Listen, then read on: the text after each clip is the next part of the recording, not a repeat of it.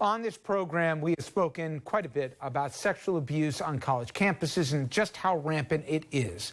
Now, whether it's a state school, an Ivy League college, the problem, it is prevalent. Sometimes there is also a question as to jurisdiction. Now, many large schools, including Yale, for example, have their own police forces that can investigate accusations and even make arrests. And that sometimes can cause tricky issues when it comes again to jurisdiction. New York State has been proactive with the problem by passing a law called Enough is Enough. It changes the way that assaults are handled on campus. And here to talk about that and also some new developments when it comes to rape kits is Elizabeth Cronin. She's director of the New York State Office of Victim Services. Thank you, as always. A lot to unpack here. Yes. So, the college has a responsibility to all its students. And if the alleged assailant and the victim are both students there, we've seen in many cases it be complicated. I've seen some of the data here. 4% to 20% is how many female students that are assaulted actually come forward. And then moreover, of those that do, how few of those cases ever get to trial. From the layperson, it seems that we're complicated an already difficult situation by including the school. Why don't we just remove the school entirely and let the law enforcement, which are far better trained and better equipped here, without any questions of, looking out for victim and also alleged assailant? Why isn't it simpler and cleaner to do it that way? There is has been a lot of discussion, and there is a lot of controversy about this issue. Sexual assault is really its own category of crime. There are so many dynamics that are specific to that issue that make it really different from other kinds of crime. And so the advocacy community is really focused on giving the victim the power to make a decision about how they want the case to be handled. And in many instances on college campuses, the victim chooses not to have the case prosecuted by a law enforcement agency. But does that choice get taken away from the victim if they went to law enforcement non-campus related? Couldn't she, in this particular case, still retain the right to change her mind if she's going to go, for example, for a rape kit or whatever else? Again, she still would have the right to choose not to press charges at the end of the day if she so chooses. I understand we have to look for the victim first. But it just seems if it goes through the school, the chances of justice, if she chooses to get that later on, are going to be mitigated.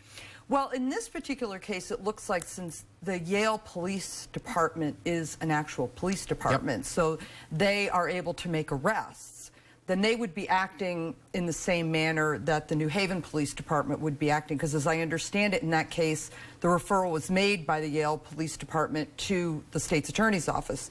That victim was cooperating in that case. I think the problem that arose in that case is that the university police department was maybe not turning over all of the information to the state's attorney's office as they would be required to if it were the New Haven Police Department, and I think should be. And also that the school may have been providing, or that the campus police had access to confidential information. And it's also should be noted that Yale's police force and how they've chosen to prosecute this, we've seen countless other cases, especially outside of our area, where it hasn't been handled that way. And again, even with some curious comments and positions the colleges have taken in that.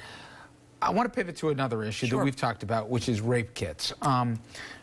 So clear it up for me, because I thought the biggest problem that we'd run into years ago, not that many years ago, but still, was a victim takes a courageous act after being assaulted to go forward and consent to an extremely invasive examination to collect the DNA after the attack, obviously in a traumatized state here, and then there's the rape kit. However, there was an economic component to the rape kit being processed, and there's discretion that in a lot of prosecution's office, can we actually get a conviction on this case? This is a lot of money. Where's our budget for this? Whatever. And sometimes those kits would sit on the shelves of either a lab or of a police department collecting dust. A lot of progress has been made, state by state maybe, particularly in New York, where they try and process all the kits. What changed where now it's a question as to how long that evidence will still be viable if the victim chooses to come forward at a later date or not? It's a great question because, you know, the whole rape kit backlog. Did I set it up right? Yes, and Okay. I totally agree with you on they're very separate issues. So you have the rape kit backlog, which was inattention to having the kits tested. And that was really scandalous, especially where the victim wanted the kit tested. Yep. And was never waiting, told there wasn't. and was never told that it was not going to be. And I we've agree with largely you. solved that, or is that it's solved in New York, but if I go to West Virginia or someplace, it's still a problem? No, this is a national effort. We in New York have been fortunate that the problem was not to any nearly the extent that it has been in other places, but that was a separate issue, and that is really being addressed. The other issue is that in New York State, rape kits only have to be held under the health law for 30 days. So what happens is if a victim goes for a forensic rape exam, which I would just remind you is paid for by my agency at no cost to the victim, that if they want that rape kit to be tested, you know, they can tell the healthcare provider right at that time, please have this kit sent to the police department. I'm sorry, this is a stupid question maybe, but I assume if a person would consent to, again, as I've been described from victims who've come in this program and explained the process they have to go through, in extremely, not only the most emotional state, but an extremely invasive process out of necessity, if they would go through that, why wouldn't they want the kit tested? Many victims do not at the time want that rape kit tested. Why? And so sexual assault is such a traumatic event.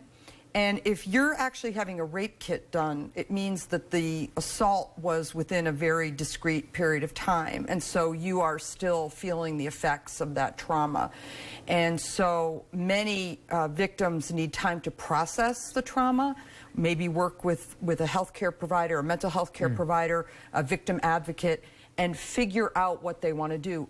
You know, I prosecuted a lot of sexual assault cases. It is a very hard thing for victims to have to do. Couldn't, Elizabeth, we do it where they process the kit and the victim still has the discretion afterwards, but at least now it's sitting in a database, doesn't have to worry about being expunged or whatever the time is. If she, in this particular case, the victim decides 3 months, 3 years later, yes, go ahead. I want to know the identity of the person, see if there's a match or whatever else. Couldn't we do that and still preserve their rights? You can, and some states do that. But again, it goes back to giving the victim the say. And so in New York, we have a lot of respect for victims' opinions on their own cases. And so the victim will decide. And so what happens is that since hospitals only have to hold them for 30 days, then if the victim is not in a place that they have made a decision that they can decide whether they want it to be tested and then the kit is destroyed, then there's no recourse for them. So now it's going to change to how long? Well, it's been proposed for 5 years, and you know, the governor has really taken a very strong stance on sexual assault cases with Enough is Enough, and also with the women's agenda. Well, knock on wood, we hope that extension happens, and I know you've been very active in this. Thank you. We do too. And please, don't be a stranger. Thanks for having me. We'll be right back.